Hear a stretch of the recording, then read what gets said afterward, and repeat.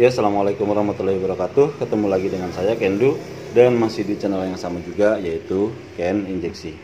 Oke, sobat-sobat sekalian, di sini sudah ada satu bos pom dari Toyota Hiace, full injection pump, tipe distributor, putaran kanan 4 silinder. Tetapi pada video kita kali ini kita tidak akan membahas mengenai bos pom satu ini, ya. Seringkali beberapa kasus pelanggan datang ke bengkel dengan keluhan mesin tidak bisa hidup kecuali jika kita bantu pemompaan menggunakan priming pump. Setelah kita pompa mesin hidup, kita biarkan beberapa saat, mesin akan mati dengan sendirinya, ya. Dan begitu seterusnya, kecuali kita bantu pemompaan secara manual, ya, mesin tidak akan mati. Begitu kita lepaskan pompanya, tak lama berselang mesin akan mati kembali. Dari situ kita bisa mengetahui bahwa permasalahan yang terjadi adalah bos pom tidak bisa menghisap bahan bakar dari tangki untuk disuplai ke dalam bos pom itu sendiri, ya. Oke, dari situ maka video kita kali ini kita akan membahas mengenai alasan kenapa bos pom tidak bisa menghisap bahan bakar untuk disuplai. Kita mengurut dari yang paling mudah dulu, ya, bukan dari dalam bos pomnya tetapi dari bagian luarnya. Untuk selang-selang dari tangki menuju ke priming pump kita bisa pastikan aman, karena ketika kita melakukan pemompaan secara manual, bahan bakar bisa disuplaikan ke bos pomnya. Tapi di sini yang akan kita cari adalah jalur bahan bakar dari priming pump menuju ke bos pom, ya. Bisa karena selang yang sudah retak, keras, ataupun pemasangan selang yang salah. Maksud saya di sini adalah kita menggunakan selang yang lubangnya lebih besar daripada selang besi pada inlet maupun pada priming pump dan filternya. Di situ kita membutuhkan klem yang harus kuat, tetapi ketika semakin longgar klemnya, ada angin palsu masuk sehingga mengganggu proses pemompaan bos pomnya, ya. Jadi yang kita cek pertama adalah selang-selang, kemudian ring untuk baut inletnya, ya. Untuk nipple inlet ini bisa karena ring yang sudah cacat atau sudah tidak rata lagi, itu juga bisa mempengaruhi kinerja dari penghisapan bahan bakar, ya, karena ada angin palsu yang ikut masuk ketika pemompaan. Itu sangat mengganggu pada proses pemompaan bahan bakar. Oke, selesai di bagian luar, kita akan lanjut ke bagian dalam dari bos pom. Yang pertama kita harus cek adalah feed pump bos pomnya, ya. Ini feed pumpnya, ya. Yang kita cek adalah bagian dalam seperti ini, ya. Oke. Jika sudah dipastikan selang-selang bagus, kemungkinan besar adalah feed pump yang sudah lemah atau aus. Kemudian setelah feed pump, yang kita periksa selanjutnya adalah bodi bos pom.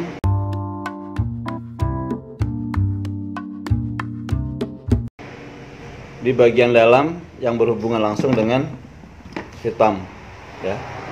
Ini. Oke, dilihat, ya. Di sini seringkali terjadi keausan, sehingga cekung lebih dalam untuk bagian yang tengah, ya, karena selalu berhubungan dengan bagian dalam feed pump. Ini terus berputar mengikuti putaran mesin, ya. Dan jika keausan belum terlalu dalam, masih kita bisa perbaiki dengan bantuan dari bengkel bubut, ya, kita ratakan kembali. Tetapi jika sudah dalam keausan yang terjadi pada bagian ini, saran saya sebaiknya diganti housing bospomnya atau body bospomnya ya.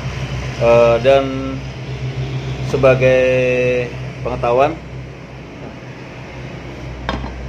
bospom yang aus pada bagian sini sering terjadi pada bospom dari Daihatsu TAF ya. Sering terjadi keausan pada bagian sini dan juga feed pumpnya. Ini salah satu penyakit khas yang sering terjadi pada Daihatsu TAF. Oke. Setelah kita pastikan body bospom rata atau masih bagus ya, feed pump bagus, dan bagian inlet beserta selang-selangnya juga sudah kita pastikan bagus, tetapi penghisapan masih tidak bisa maksimal. Yang terakhir harus kita pastikan bagus keadaannya adalah control valve atau regulating valve ya. Di sini kebocoran sangat sulit untuk dilihat secara kasat mata ya, karena bukan pada bagian ini yang sering terjadi, tetapi pada bagian tengahnya sini. Meskipun o-ring karetnya sudah kita ganti baru ya, kita pasangkan ya, seperti ini sampai kencang, penghisapan bahan bakar tetap tidak bisa dilakukan oleh bospom dengan baik ya. Sehingga bahan bakar di dalam bospom tidak bisa terisi dengan penuh dan padat ya. Solusinya adalah ganti regulating valve atau control valve. Oke. Saya rasa cukup. Itu adalah beberapa alasan kenapa bospom tidak bisa menghisap bahan bakar dengan baik ya.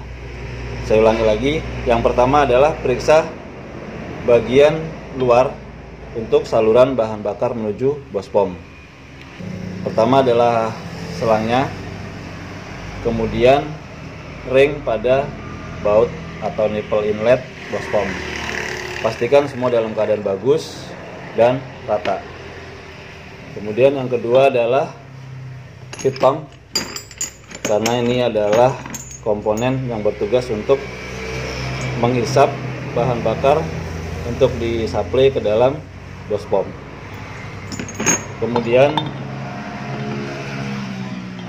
housing bospom atau body bospom, pastikan tidak ada cacat atau aus pada bagian ini. Dan terakhir adalah regulating valve atau kontrol valve-nya. Oke, sedangkan untuk bospom ini sendiri ya akan kita bahas di video selanjutnya. Saya cukupkan sampai di sini video kita kali ini. Semoga bermanfaat, dan akhirnya saya Kendu. Wassalamualaikum warahmatullahi wabarakatuh.